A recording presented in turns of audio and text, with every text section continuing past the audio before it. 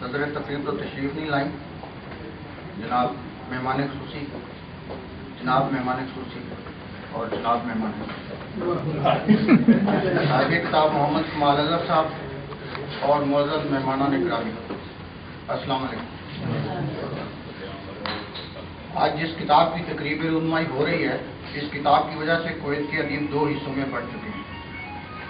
اردو ادب میں کمال صاحب کی یہ کتاب واحد ایسی تصنیف ہے جس میں جن لوگوں کا ذکر آیا ہے وہ ناراض اور جو بچ گئے وہ خوش ہیں۔ اسی حوالے سے واقعہ یاد آ رہا ہے، سیالکوٹ کے ایک گاؤں میں کسی کسان کی 10-15 بکریاں مر گئی۔ میجر چودھری محمد انور صاحب چھٹی پہ گئے تو گاؤں کی روایت کے مطابق کسان سے بکریوں کا افسوس کرنے گئے۔ میجر صاحب نے حاضرین کو سلام کرنے کے بعد کہا دعا کر لیں۔ بزرگ دیہاتیوں نے کہا میجر صاحب جانوروں کے لیے دعا نہیں کی جاتی۔ میجر صاحب نے کہا آپ لوگ دعا کریں پھر بتاتا ہوں۔ جب دعا ہو چکی تو میجر صاحب نے کہا بزرگوں، میں نے دعا مر جانے والی نہیں بلکہ زندہ بچ جانے والی بکریوں کے لیے کرائی ہے، کہیں وہ نہ مر جائیں۔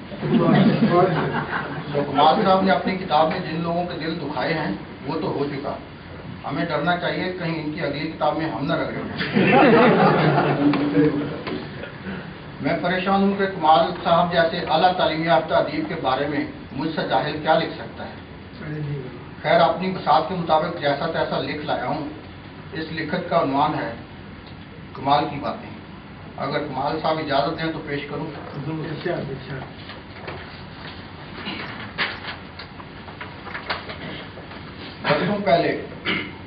برسوں پہلے کسی نے ماہ اگست میں بیرون ملک سے کراچی تشریف لانے والے ایک عالمی شہرت یافتہ شاعر کے اعزاز میں زہرانے کا اہتمام کیا۔ انتظار کرتے کرتے سپہر کے 3 بج گئے مگر مہمان خصوصی نہ پہنچے۔ خیر خدا کر کے وہ 4 بجے کے قریب پسینے میں شرابور تشریف لائے۔ میزبان نے اتنی تاخیر سے پوچھا جناب کیا گھر بھول گئے تھے؟ تو اس روز کے مہمان خصوصی اور آج کے صاحب کتاب یعنی محمد کمال اظہر صاحب نے فرمایا ارے یار گھر نہیں، بس بھول گیا تھا، غلط نمبر کی بس میں بیٹھ گیا تھا، 6 میل پہلے چل جاتا اور بڑی مشکل سے پہنچا ہوں۔ کمال صاحب کی بات سن کر بھوک سے نڈھال ایک صاحب نے کہا جناب اگر آپ نے 6 میل پیدل ہی چلنا تھا تو کویت جانے کی کیا ضرورت تھی، کراچی میں رہ کر اخبار بیچ لیتے۔ ایک بار میں نے کمال صاحب سے کہا جناب سنا ہے آپ دنیا بھر میں عالمی مشاعرے لوٹنے جاتے ہیں، میں نے آپ کو کویت میں تو کوئی مشاعری لوٹتے بھی نہیں دیکھا۔ انہوں نے بڑی سادگی سے جواب دیا بھائی شریف انسان ہوں، اپنے ہی شہر میں لوٹ مار کرنا اچھا نہیں سمجھتا۔ کمال صاحب کی جس کتاب کی تقریب رونمائی آج یعنی 26 مئی 2011 کو ہو رہی ہے، یہ کتاب مارچ 2010 میں چھپی تھی۔ جانے کتاب کی تقریب رونمائی میں اتنی تاخیر کیوں کی گئی؟ اتنا عرصہ تو دلہن سے پردہ نہیں کرایا جاتا۔ اچھا ہے یہ کاغذی کتاب کی تقریب ہے، اگر دلہن کی منہ دکھائی ہوتی تو 1.25 سال میں دلہن 1 عدد کاپے کی ماں بن چکی ہوتی۔ کویت کے حوالے سے اردو کا ذکر آئے تو پہلا نام محمد کمال اظہر ہی کا ہوتا ہے۔ دراصل انہوں نے کویت کے شاعروں سمیت دنیا بھر کے پبلشروں کے ساتھ اتنے پھڈے کیے ہیں کہ اب کمال اظہر کو شاعر کم اور نانا پاٹیکر زیادہ سمجھتے ہیں۔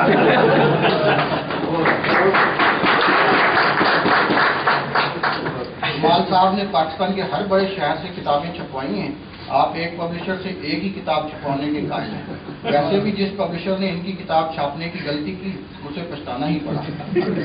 اب پاکستان میں کوئی پبلشر ان کی کتاب شائع کرنے کو تیار نہیں، لہذا انہوں نے اپنی تازہ کتاب کویت کی یادیں بھارتی ریاست اتر پردیش کے دور دراز کے علاقے سے چھپوائی۔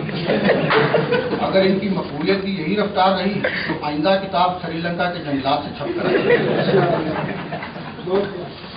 کمال صاحب کی یہ کتاب ان کی یادوں کا مجموعہ ہے جس میں 2 باتوں کا خاص طور پر خیال رکھا گیا ہے۔ ایک کسی کے لیے کلمہ خیر تحریر نہ ہونے پائے، تو اس کتاب میں کسی کی عزت محفوظ نہیں۔ صاحب کتاب کو جتنی گالیاں آتی تھیں اس کتاب میں لکھ دی ہیں۔ اس کتاب میں لفظ خبیث سب سے زیادہ استعمال ہوا ہے۔ غصے کے اظہار کے لیے تو سینکڑوں الفاظ موجود ہیں، پھر کمال صاحب آپ کو لفظ خبیث کیوں اتنا پسند ہے؟ دیکھیں کہ رانجھا کرتے آپ کی رانجھا نہ ہو جانا۔ دوسرا خیال یہ رکھا گیا ہے کہ غلطی سے بھی ایک کتاب کا ایک بھی نسخہ فروخت نہ ہو، اس کے لیے کچھ خاص ترکیبیں استعمال کی گئی ہیں۔ 160 صفحات پر مشتمل کتاب کی قیمت 500 روپے رکھی گئی ہے۔ اب آپ ہی بتائیے اس مہنگائی کے دور میں بندہ کمال صاحب کی گالیوں سے بھری کتاب کے بجائے 500 रुपए में 1 किलो दूध, 1 किलो चीनी और 2 किलो आलू ना खरीद ले। सुना इसी किताब का दूसरा हिस्सा भी आ रहा है। लगता है कमाल साहब ने कुछ नई गालियां याद कर ली या फिर दूसरी जुबानों से तर्जमा की होंगी। मेरे ख्याल में इस किताब का पूरा नाम कुवैत की यादें ब्रैकेट सिर्फ बालगान के लिए होना चाहिए। किताब में बेशुमार अकवाले ज़रीफ़ बिखरे हुए हैं।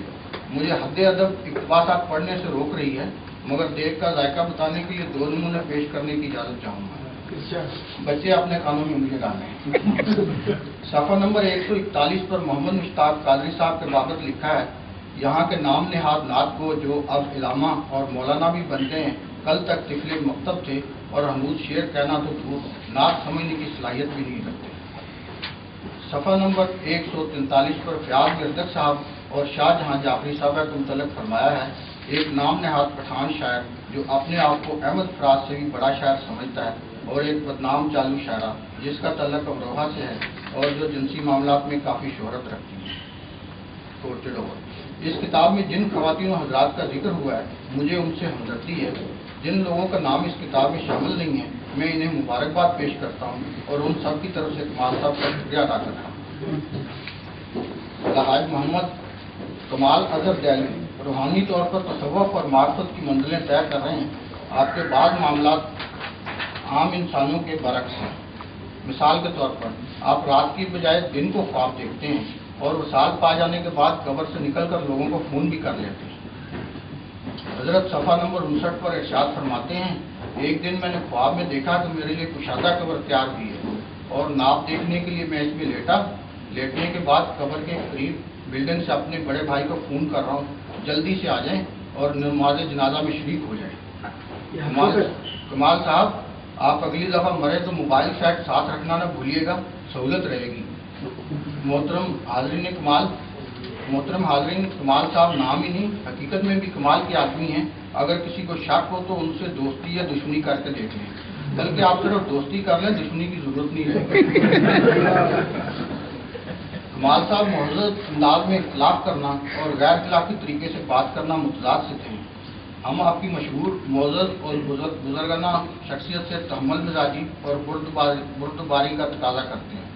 मुझे तो लगता है कि अगर आपने अपना तरीका वारदात तब्दील न किया तो जनाजा पढ़ने तो क्या, आपको मैयत उठाने के लिए भी किराए पर मजदूर लाने पड़ेंगे। मुअज़्ज़ज़ ख़वातीन और हज़रात, मेरे दिल में कमाल साहब का बहुत एहतराम है, ये भी मुझे अपना समझते हैं।